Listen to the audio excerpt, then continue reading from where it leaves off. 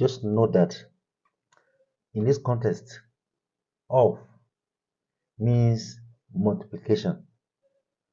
What you do is simply just write 1 over 2 multiplied by 10 over 1, which will be equals to.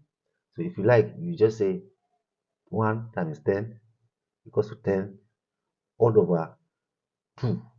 Then you divide, But if you try that one, it will be hard for you. So try and make it easier. Observe and see. Can they divide? If yes, go ahead and do it. Now let's try it. So 2 will enter 10. How many times? 5 times. That means 2 here, 1.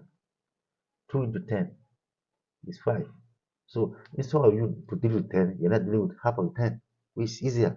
So multiply 1 times 5. It should be 5 all over 1. So any number that have 1 down is still the number. So the answer is 5. Let's go again to the next one. 1 over 2 of 20. Don't forget, just write it first. 1 over 2. Instead of, you now write multiplication of 20 all over 1 equals to. Simplify it. Clearly, these 2 will enter 20 10 times. So 2 here, 1. 2 into 20 is 10.